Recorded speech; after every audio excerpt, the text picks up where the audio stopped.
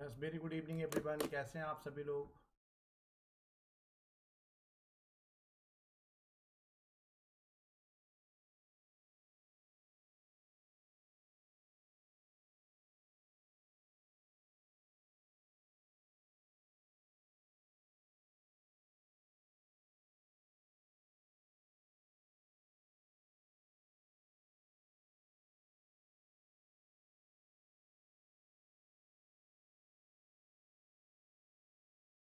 पर सभी लोग जल्दी से ज्वाइन कर लीजिए ताकि सेशन को स्टार्ट किया जा सके।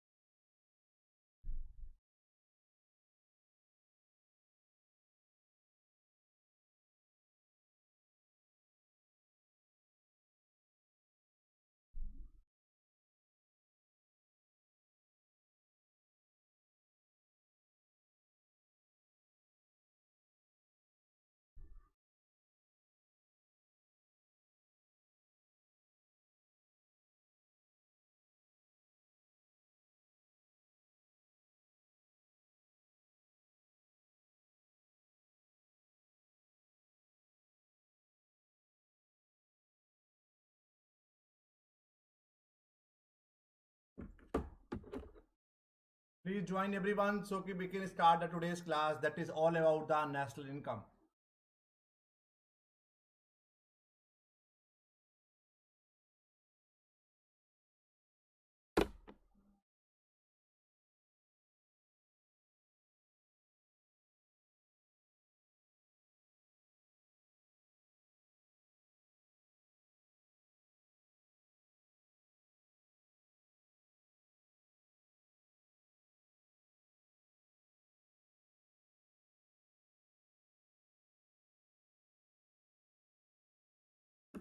So we are waiting for another 1 minute. 1 minute और इंतजार करते हैं, उसके बाद सेशन को स्टार्ट करेंगे। Please do join everyone.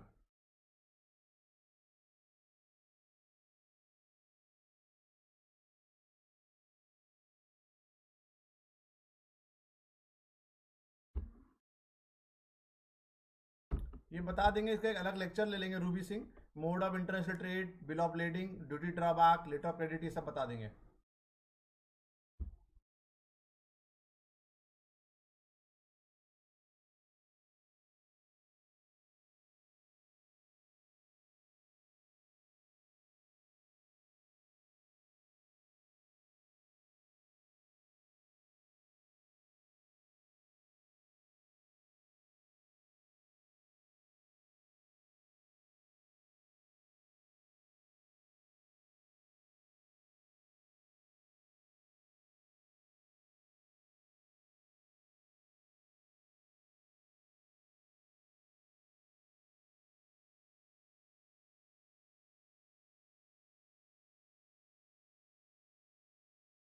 So without wasting the time, we have to start today's class.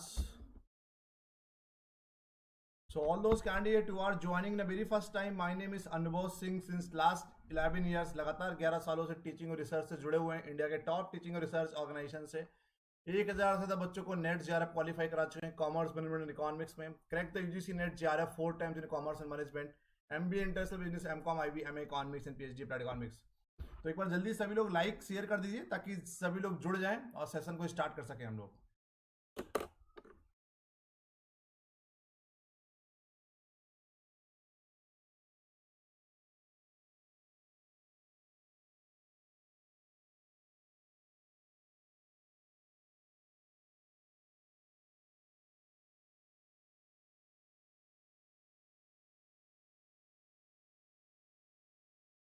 Very good evening everyone. तो आज का टॉपिक है नेशनल इनकम, राष्ट्रीय आय की आज हम लोग बात करने वाले हैं।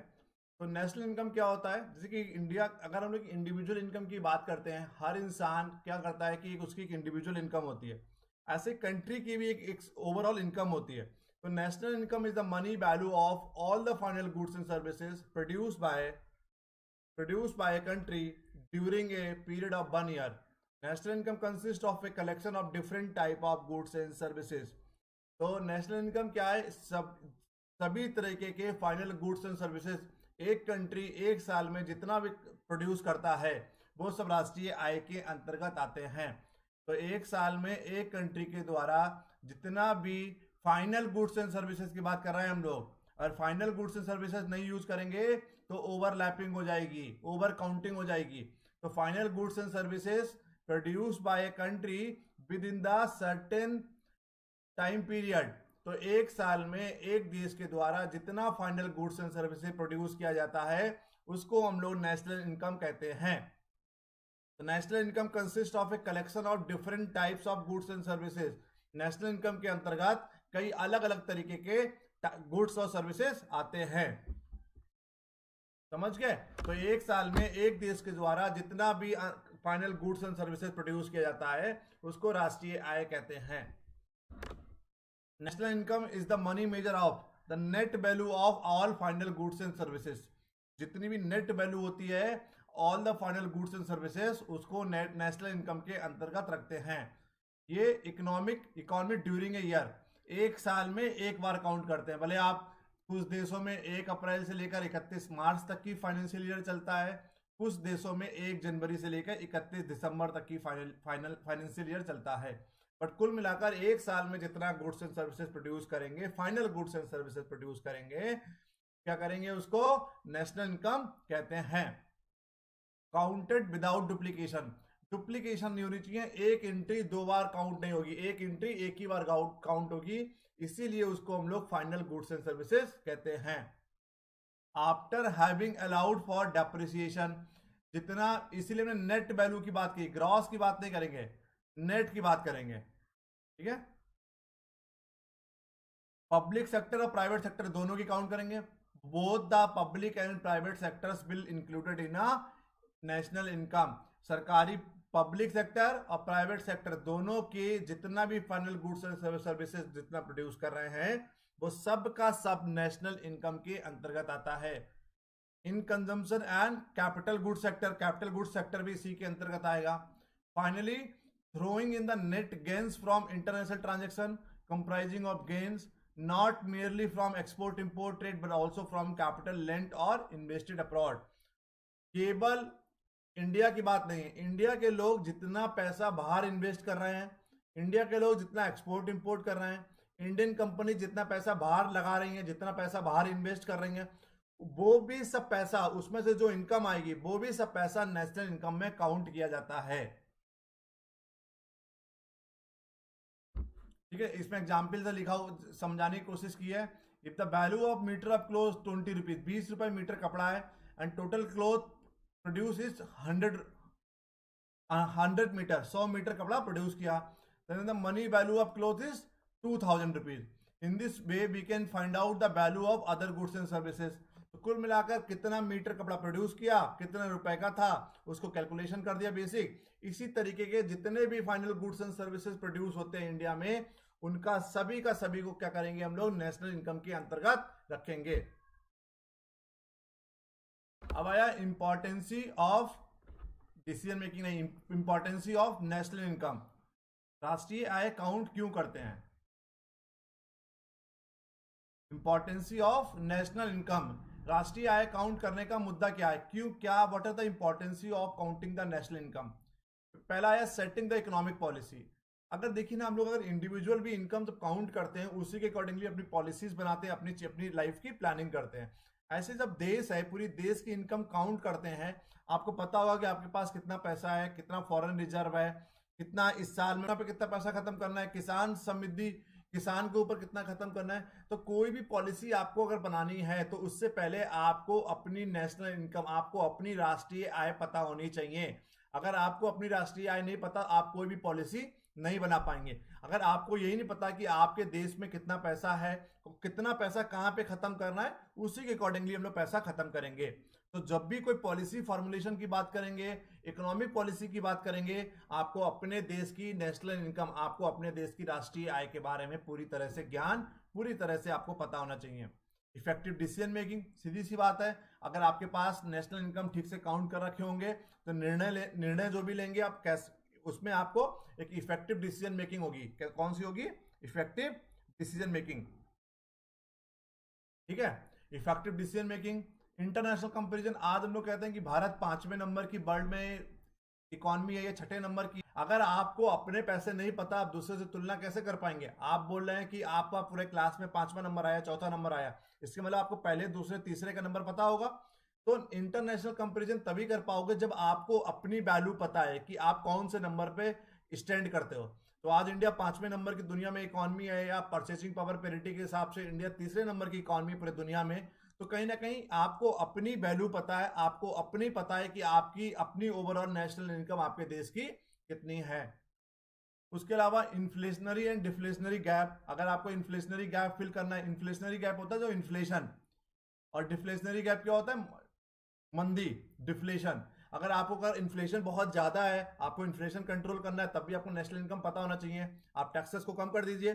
भाई अगर आपको डिफ्लेशनरी है, आपको डिफ्लेशन मार्केट में है, तो आपको क्या करना होगा? मनी सप्लाई बढ़ानी पड़ेगी। तो मनी सप्लाई के लिए आपको क्या करना पड़ेगा? आपको अपना डायरेक्ट टैक्सेस को कम कर दीजिए। तो इन्फ्लेशनरी और डिफ्लेशनरी गैप भी आप क्या, नेशनल इनकम आपको अगर अच्छे से पता है, तभी इन्फ्लेशनरी और डिफ्लेशनरी गैप आप फिल कर पाएंगे। इन्फ्लेशनरी गैप हुआ मार्केट में इन्फ्लेशन है। मार्केट में इन्फ्लेशन कब होता है? जब मार्केट में मनी सप्लाई ज्यादा होती है। मनी सप्लाई ज्यादा है तो आप क्या, मनी सप्लाई ज्यादा है तो मनी सप्लाई को पुल कर लीजिए, खींच लीजिए। मनी सप्लाई को कम कैसे करेंगे? आप टैक्सेस बढ़ा दो। अगर आप डायरेक्ट टैक्सेस बढ़ा दोगे तो क्या होगा? लोगों के पास पैसा कम रह जाएगा, पैसा कम होगा तो लोगों की परचेजिंग पावर कम होगी, परचेजिंग पावर कम होगी तो मनी सप्लाई कम होगी। उसके अलावा बजट प्रिपरेशन, उसके अलावा जो हम लोग एनुअल बजट बनाते हैं, एनुअल बजट भी हम लोग उसी अनुसार बनाते हैं, नेशनल इनकम के अनुसार। क्योंकि इतनी सारी योजनाएं होती हैं, कौन सी योजना पे कितना पैसा लगाना है, कितना पैसा नहीं लगाना, उसके लिए आपको एक प्रॉपर, एक आपको अपने देश की नेशनल इनकम पता होना चाहिए। तो आई थिंक आपको बेसिक नेशनल इनकम, राष्ट्रीय आय समझ में आ गया होगा। एक साल में एक देश के द्वारा जितना final goods and services produce किया जाता है, वो सभी का सभी नेशनल इनकम के अंतर्गत रखा जाता है। इंपॉर्टेंसी ऑफ नेशनल इनकम क्या है? Setting of the economic policy, आपको इकोनॉमिक पॉलिसी सेट करना है, कोई पॉलिसी फॉर्मुलेट करना है, कोई निर्णय लेना है, सब इनको इंटरनेशनल कंपेरिजन, अंतरराष्ट्रीय कोई तुलना कर रहे हैं आप, इन्फ्लेशनरी और डिफ्लेशनरी गैप को कम कर रहे हैं, या बजट बना रहे हैं, ऐसे सभी समय में आपको नेशनल इनकम की जरूरत पड़ती है। कोई डाउट? बेसिक कोई डाउट है बताइए।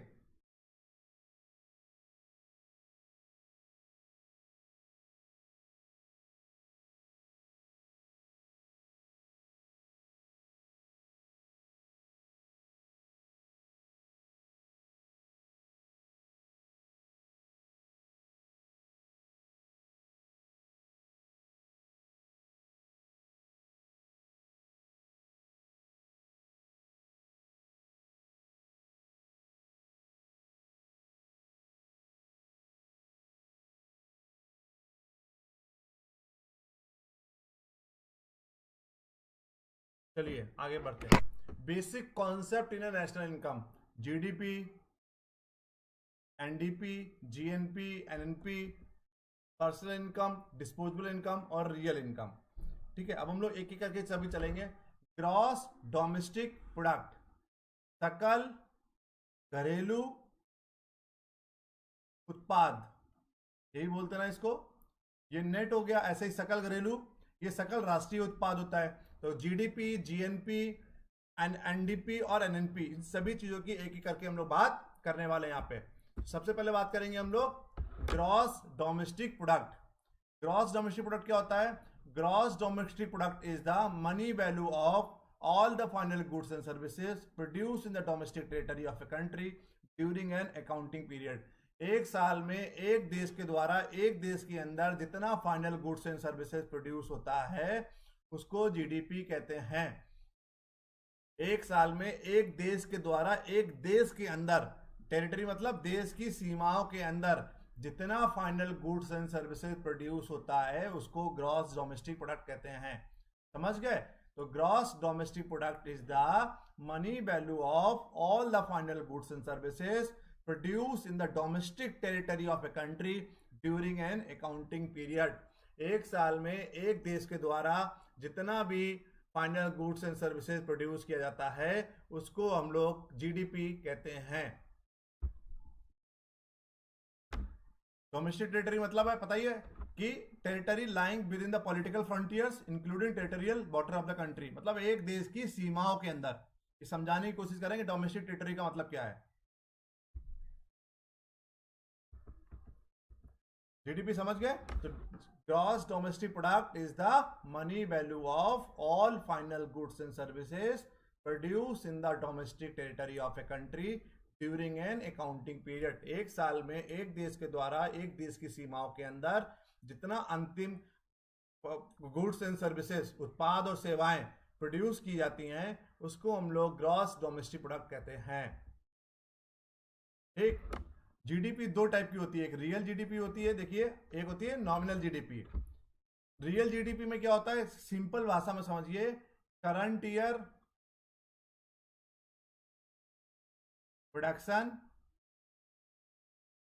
Plus base year price. जब हम लोग रियल जीडीपी काउंट करते हैं, मतलब करंट ईयर प्रोडक्शन कितना है 100 यूनिट, बेस ईयर का प्राइस कितना है 5 रुपए, टोटल रियल जीडीपी कितनी हो गई 500 रुपए। बेस ईयर, अभी बेस ईयर जो चल रहा है 2011-12 चल रहा है, बेस ईयर चेंज होने वाला है, अगर आगे चेंज होगा तो आपको हम लोग बता देंगे। अभी बेस ईयर 11-12 चल रहा है, तो रियल जीडीपी में हम लोग करंट ईयर का प्रोडक्शन लेते हैं, बेस ईयर का प्राइस लेते हैं, उसको बोलते हैं रियल जीडीपी। ठीक है, if GDP is measured on the basis of some fix price, that is price prevailing at a point of time in the some base year, it is known as a GDP at a constant price or real gross GDP। इसको real GDP भी कहते हैं, constant price GDP भी कहा जाता है। ठीक है बच्चों, और इसमें क्या होता है, current year production plus base year price. भाई नॉमिनल जीडीपी की हम लोग बात करते हैं, इसमें current year production plus current year price, आज का ही प्राइस होगा, आज का ही प्रोडक्शन होगा। अगर 100 यूनिट प्रोड्यूस किया, अगर 2011-12 में किसी चीज की कीमत 5 रुपए थी, तो आज कितनी हो गई होगी, सब 8 रुपए, तो हम लोग इसको कितना काउंट करेंगे 800 रुपए। तो नॉमिनल जीडीपी याद रखिएगा, नॉमिनल जीडीपी भारत की रियल जीडीपी से हमेशा ज्यादा होती है। भारत ही क्या, दुनिया की किसी भी इकोनॉमी की देखेंगे, रियल जीडीपी कम होती है, नॉमिनल जीडीपी ज्यादा होती है। क्यों? नॉमिनल जीडीपी में क्वेश्चन ऐसे पूछा जाता है कि इन्फ्लेशन रेट किसमें ऐड करते हैं, तो हम लोग नॉमिनल जीडीपी में इन्फ्लेशन रेट ऐड करते हैं, और रियल जीडीपी में इन्फ्लेशन रेट का कोई मतलब नहीं होता। समझ गए? Current year price plus current year production, that is called nominal GDP. Current year production plus base year price, that is called real GDP. ठीक है, कोई डाउट? कोई डाउट तो बताइए।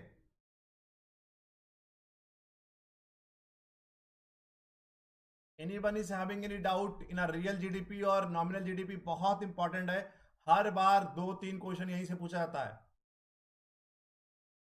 इसमें इन्फ्लेशन रेट ऐड नहीं करते, बट नॉमिनल जीडीपी में इन्फ्लेशन रेट ऐड कर लेते हैं। कोई डाउट बताइए।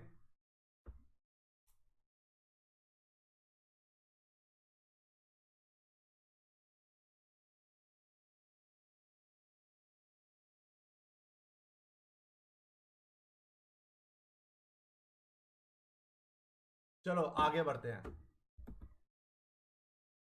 फिर आया एक, ये बताएंगे बाद में, जीडीपी एट फैक्टर। फिर हो गया एनडीपी। जीडीपी में से सिंपल भाषा है, अगर एनडीपी निकाला, जीडीपी में से डेप्रिसिएशन माइनस कर देंगे, डेप्रिसिएशन माइनस करेंगे तो नेट डोमेस्टिक प्रोडक्ट बचेगा। ग्रॉस में से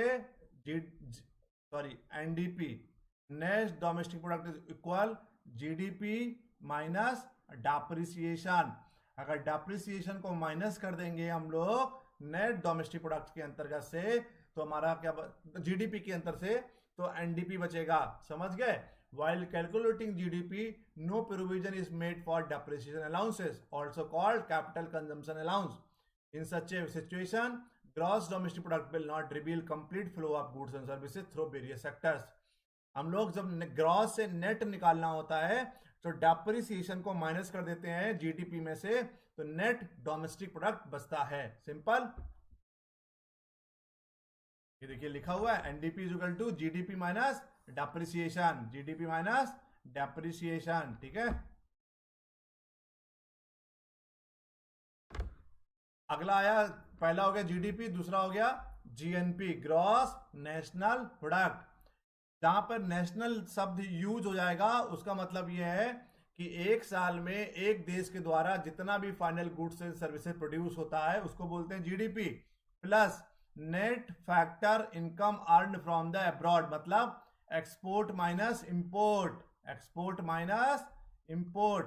या net factor income earn from the abroad. इसका मतलब क्या है कि भारत के लोग जितना पैसा बाहर से कमा रहे हैं, भारत के बहुत बड़ी बड़ी कंपनी, अंबानी की बात करिए, टाटा की बात करिए, विप्रो की बात करिए, इन्फोसिस की बात करिए, ये सब की सब कंपनियों के पैसे, सब कंपनियों के प्लांट बाहर भी लगे हुए हैं। तो सीधी सी बात है, तो जितना और विदेशी कंपनियों के पैसे, विदेशी कंपनियों के प्लांट यहां पर लगे हुए हैं। तो एक्सपोर्ट माइनस इंपोर्ट मतलब कि भारत ने बाहर से कमाया 100 रुपए, विदेशियों ने भारत से कमाया 80 रुपए, तो हम लोग जीडीपी में ये 20 रुपए जोड़ देंगे तो हमारा बन जाएगा जीएनपी, ग्रॉस नेशनल प्रोडक्ट। समझ गए? तो जीडीपी और जीएनपी में क्या अंतर है? जीएनपी में net income, net income, net factor income earn from the abroad.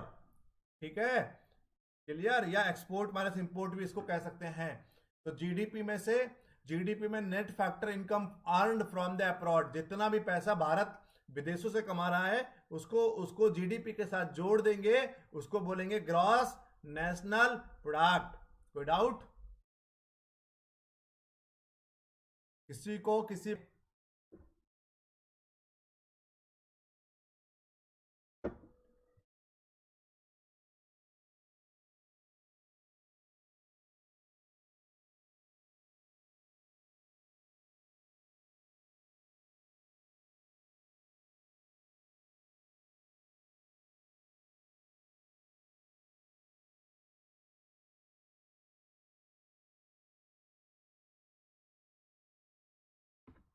चलिए आगे बढ़ते हैं। अब आया नेट जीएनपी में से, तो बचेगा नेट नेशनल प्रोडक्ट।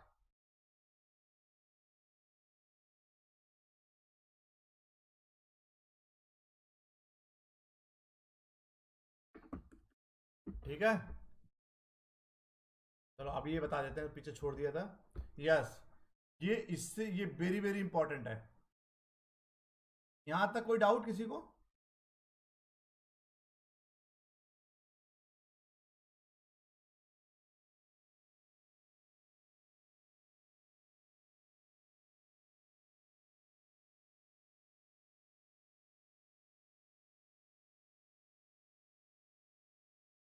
अब आया GDP at a factor cost.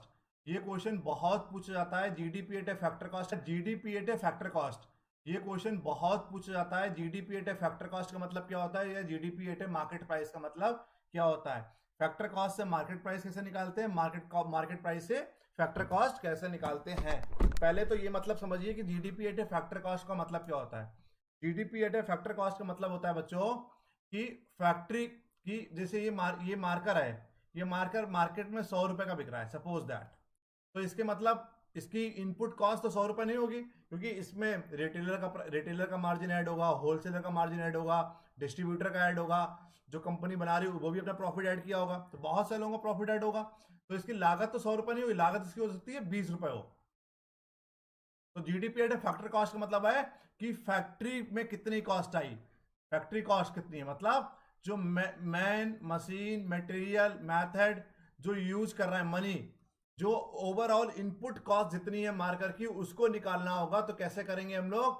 तो GDP at a factor cost निकालना है आपको। तो GDP at a market price, market price का 100 रुपए है।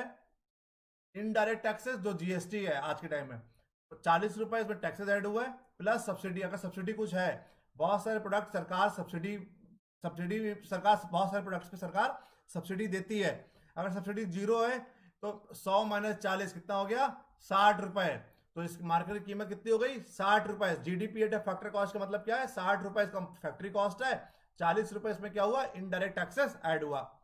ऐसे ही फैक्टर कॉस्ट से मार्केट प्राइस निकालना है। मार्केट फैक्टर कॉस्ट इसकी पता है 50 रुपए, मार्केट प्राइस आपको निकालना है कि मार्केट में कितने का बिकेगा। तो फैक्टर कॉस्ट 60 मान लीजिए, 60 रुपए, इनडायरेक्ट टैक्सेस कितने लगे? 40 रुपए, सब्सिडी 0 मान लीजिए, तो कितना हो गया मार्केट प्राइस? 100 रुपए।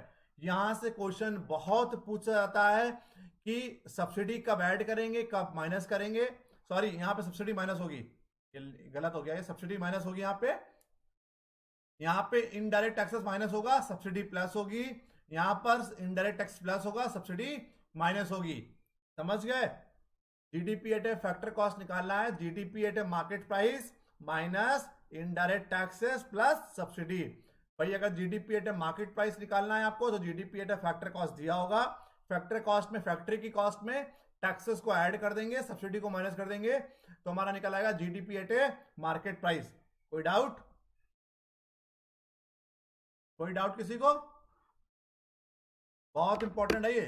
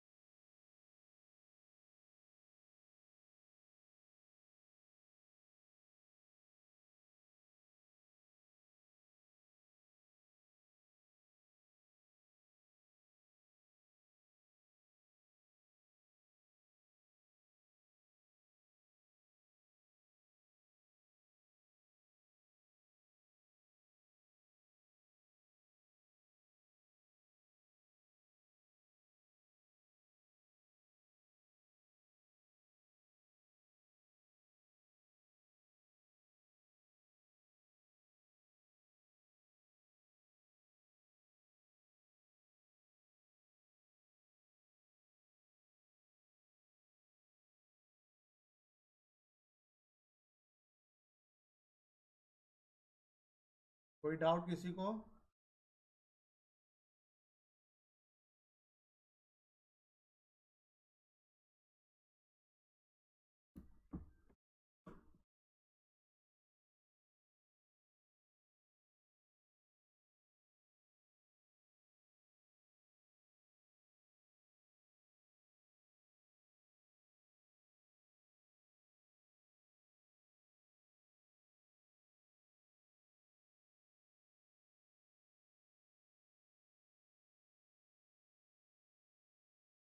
जल्दी बताइए सभी लोग।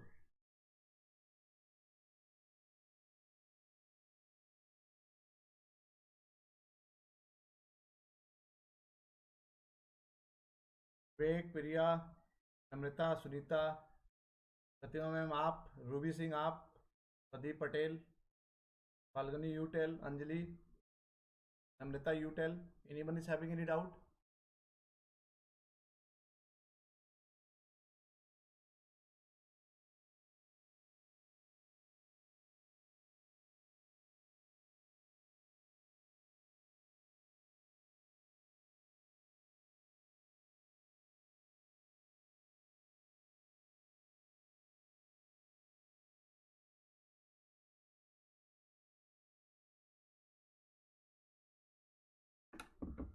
रिप्लाई तो क्या करिए टाइम से।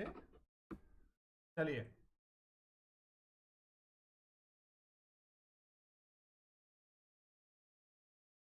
अब आया NNP at a factor cost. भाई बात वही है जो हमने बताया था, उसमें सेम ही चीज है ये, ठीक है। अब आया पर्सनल इनकम और disposable income. Personal income and disposable income are two concept of national income very commonly use in advance country. Personal income में be defined as the current income of a person और for a household from all services. Personal income is not measure of production. Personal income का मतलब है जो individual की income होती है, जो आपकी, हमारी, आपके परिवार की और हमारी इनकम है, ठीक है। तो पर्सनल इनकम का मतलब हो गया कि आप अगर तो 100 रुपए कमा रहे हो उसको बोलेंगे पर्सनल इनकम। पर्सनल इनकम मतलब इंडिविजुअल इनकम, एक इंसान जो महीने में या साल में जितने पैसे कमाता है उसको बोलते हैं पर्सनल इनकम। भाई डिस्पोजेबल इनकम की मतलब की बात करते हैं। मान लीजिए आप साल भर में 100 रुपए कमा रहे हैं, ठीक है, उसमें 20 रुपए चला गया टैक्सेस, तो कितना बचा? 80 रुपए। तो डिस्पोजेबल इनकम कितना हुआ? जितना पैसा आपका डायरेक्ट टैक्सेस के बाद बचता है उसको बोलते हैं disposable income. Direct taxes, income tax जिसको बोला जाता है, या कॉर्पोरेशन टैक्स बोला जाता है, ठीक है।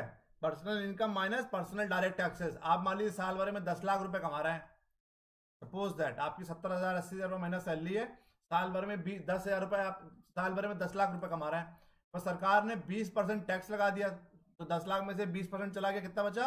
8 लाख बचा। आप डिस्पोजेबल का मतलब है जो पैसा आप सही में डिस्पोज कर सकते हैं, जो पैसा आपका टैक्सेस के बाद बचता है उस पैसे को बोला जाता है डिस्पोजेबल इनकम, ठीक है। जितना पैसा डायरेक्ट टैक्सेस के बाद बचता है उसको बोलते हैं हम लोग डिस्पोजेबल इनकम। अब आया एक बहुत नया कॉन्सेप्ट है, disposable personal outlay. Disposable personal outlay का मतलब क्या है? द डिस्पोजेबल पर्सनल इनकम में बी स्पेंड फुल्ली और इंडिविजुअली में save what remain after saving is called personal outlay. Disposable outlay is equal to disposable income minus saving. मतलब आपका disposable income बची 8 लाख रुपए, 8 लाख में से सेविंग कर रहे हैं आप 1 लाख रुपए साल की, तो डिस्पोजेबल आउटले कितना हुआ? 7 लाख रुपए। जो डिस्पोजेबल इनकम में से जो सेविंग करते हैं आप एनुअली, पर आप LIC में पैसे जमा कर रहे हैं, पोस्ट ऑफिस में जमा कर रहे हैं, फिक्स डिपॉजिट कर रहे हैं, रिकरिंग डिपॉजिट्स कर रहे हैं, तो डिस्पोजेबल इनकम में से सेविंग्स को माइनस करते हैं, उसको बोलते हैं डिस्पोजेबल आउटले। क्या बोलते हैं? Disposable outlay. तो disposable income minus saving is equal to 8 lakh minus 1 lakh is equal to बचा कितना? 7 लाख रुपया। तो मनी इनकम जितनी हुई आपकी, जितना पैसा कमा रहे हो, प्राइस इंडेक्स उस आपका बेस ईयर में जितना प्राइस था और इंटू 100 से मल्टीप्लाई करेंगे तो कितना बचेगा? रियल इनकम काउंट हो जाएगी। रियल इनकम किसी का निकालनी है, इकोनॉमी की रियल इनकम निकालना है, तो फार्मूला नोट कर लीजिए, money income into 100 divided by the price index. Money income into 100 divided by the price index, that is called real income. आया method of measuring the national income. National income लोग count कैसे करते हैं? Income method, expenditure method और GVA, gross value added method. Gross value added method. Income method क्या होता है? ये इनकम मेथड भी दुनिया के किसी भी देश में फॉलो नहीं किया जाता है। कोई इंटरेस्ट मिला, आपने पैसा बैंक में जमा किया था और जितना प्रॉफिट हुआ, चारों को अगर जोड़ देंगे तो इनकम मेथड से आप नेशनल इनकम काउंट कर सकते हैं। बट ये मेथड बहुत अप्रोप्रिएट नहीं है, दुनिया के किसी भी देश में इसको ये फॉलो नहीं किया जाता। Process economy is divided on the basis of income group such as wages, salary earners.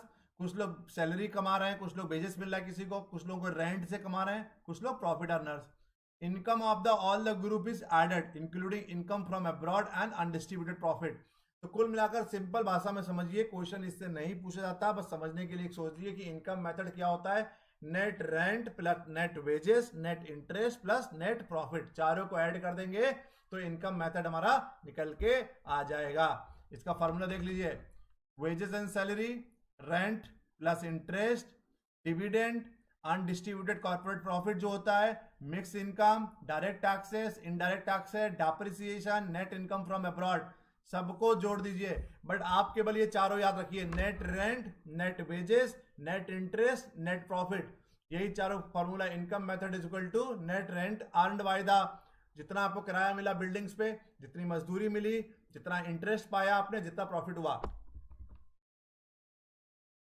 अभी आया कि इसकी लिमिटेशंस क्या होती है। Exclusion of non monetary income, जैसे ignore the non monetize section of economic activity.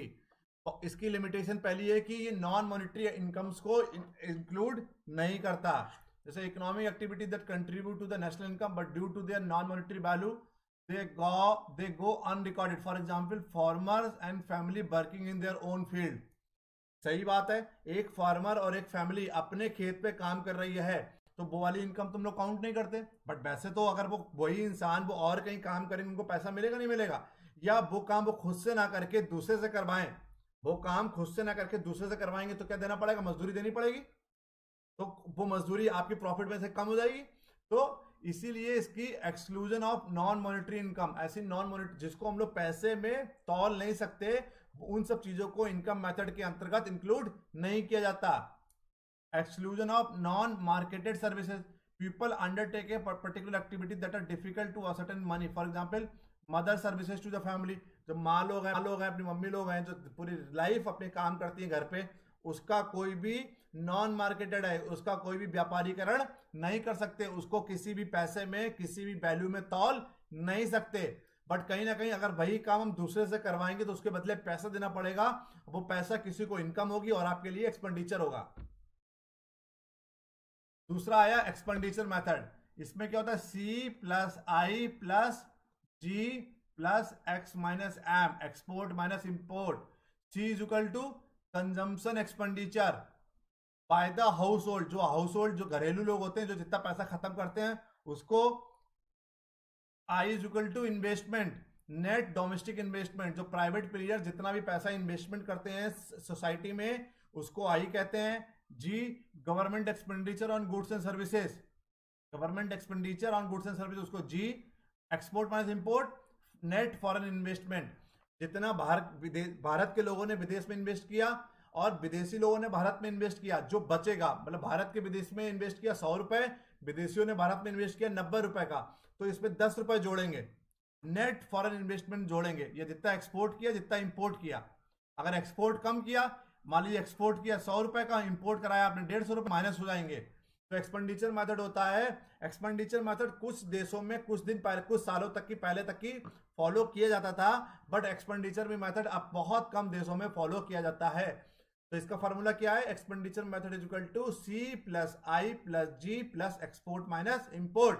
C is equal to personal consumption expenditure, I is equal to net domestic investment by the private players, G is equal to government expenditure, X minus M is equal to net foreign investment. Ignore, इसकी limitation क्या है, water system को ignore कर देते हैं।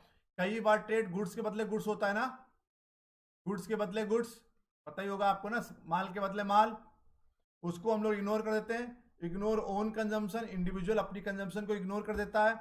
और affected by inflation, inflation ये inflation के द्वारा भी अफेक्टेड होती है, इसीलिए इन सब चीज, इस वाले मेथड को भी हम लोग फॉलो नहीं करते। अगला आया वैल्यू एडेड मेथड। कौन सा, value added method. In order to avoid double counting, value added at each stage of production should be calculated to arrive at a GNP. The difference between the value of output and input at each stage of production is called value added. By summing such value added for all industries in the economy, GNP can be found out. देखिए इसमें क्या है कि हम लोग value addition जो करेगा, आपकी वैल्यू ऑफ इनपुट 100 रुपए की है, आउटपुट निकल के आया 20 रुपए का, तो 20 रुपए हुआ वैल्यू एडेड, 20 रुपए काउंट करेंगे, ना कि 120 रुपए काउंट करेंगे। वैल्यू एडेड का मतलब है आप जितना वैल्यू एडिशन कर रहे हैं वही वैल्यू एडिशन केवल जीएनपी में काउंट किया जाएगा, उसके अलावा कुछ नहीं काउंट करेंगे। आपने 100 रुपए लगाई इनपुट कॉस्ट, मार्कर को बनाने में 100 रुपए कॉस्ट है इनपुट, और बिका मार्कर 120 रुपए का, तो 20 रुपए वैल्यू एडिशन हुआ बस। तो और वैल्यू एडेड का एक फायदा और होता है, वैल्यू एडेड में हम लोग सेक्टर वाइज जीडीपी काउंट करते हैं।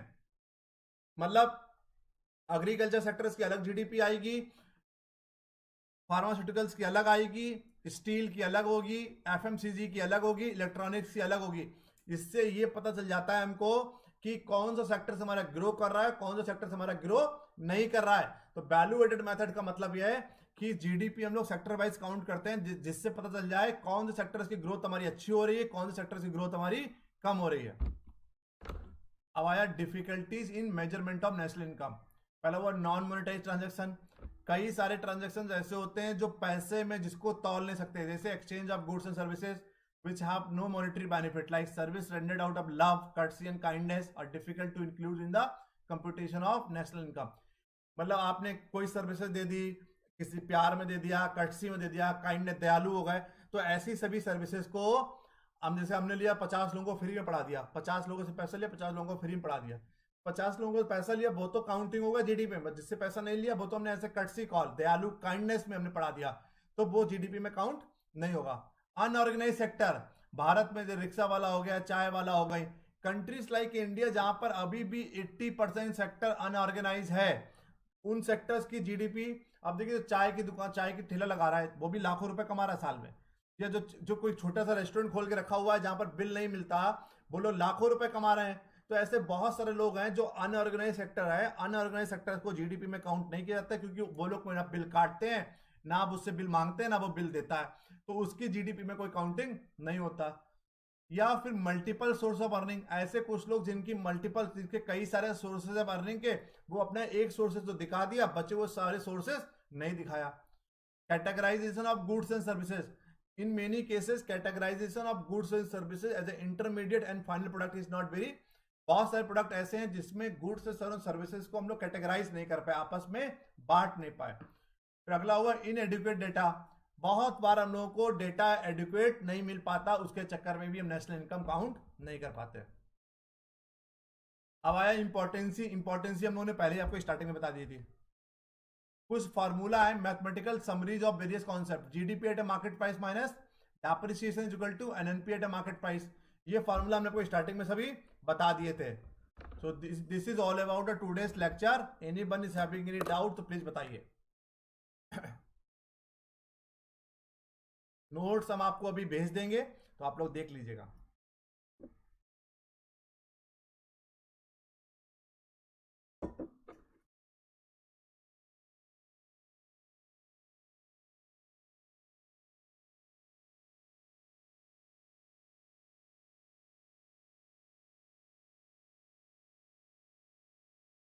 कोई और डाउट हो बताइए।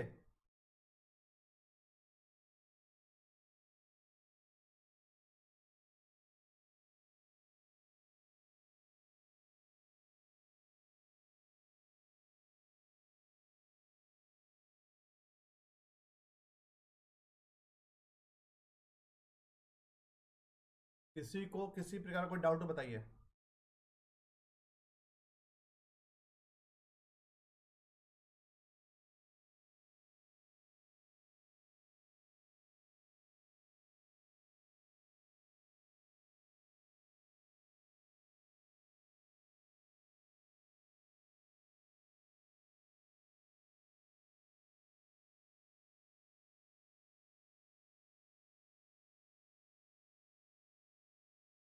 न्यूमेरिकल आ सकता है कि जीडीपी से जीएनपी कैसे काउंट करते हैं, जीएनपी से रियल जीडीपी से नॉमिनल जीडीपी कैसे काउंट करते हैं, ये पूछ सकते हैं।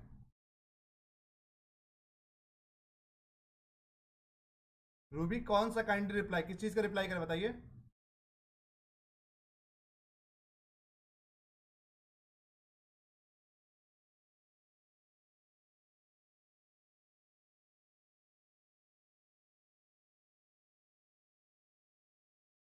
बेटा उसका हम पूरा एक लेक्चर ले लेंगे, वो बहुत बड़ा टॉपिक है कि मोड्स ऑफ इंटरनेशनल ट्रेड बहुत सारे होते हैं। ज्वाइंट वेंचर हो गया, मर्जर हो गया, एक्विजिशन हो गया, फ्रेंचाइजिंग हो गया, एक्सपोर्टिंग हो गया, डायरेक्ट एक्सपोर्टिंग हो गया, एफडीआई है, एफआईआई है, स्ट्रेटेजिक अलायंस है। उसका पूरा एक लेक्चर ले लेंगे, उसमें आपको बता देंगे। उसके अलावा ये क्या पूछा आपने, duty drawback scheme, duty drawback schemes भी बहुत सारी होती हैं, वो भी बता देंगे आपको। लेटर ऑफ क्रेडिट क्या होता है, लेटर ऑफ क्रेडिट ये एक्सपोर्ट इंपोर्ट डॉक्यूमेंटेशन होता है। लेटर ऑफ क्रेडिट हो गया हमारा, बिल ऑफ लेटिंग हो गया हमारा, परफॉर्मा इनवॉइस हो गया हमारा, कंसुलर इनवॉइस हो गया, कॉमर्शियल इनवॉइस हो गया। इनका सबका हम लोग एक लेक्चर ले लेंगे, उसमें आपको सभी बता दिए जाएंगे, ठीक है।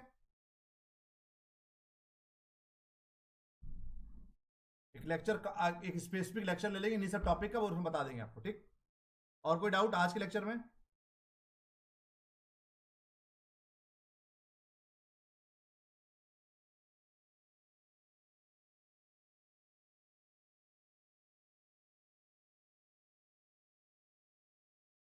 चलो once again thank you so much for joining. और रूबी आपका वो जो आपने डाउट पूछा उसको सब बता देंगे वो, क्योंकि एक अपने आप में लेक्चर है, 1 घंटा लगेगा उसमें सब बताने में, वो सब आपको बता दिए जाएंगे। तो once again thank you so much for joining बच्चों, गुड बाय, टेक केयर।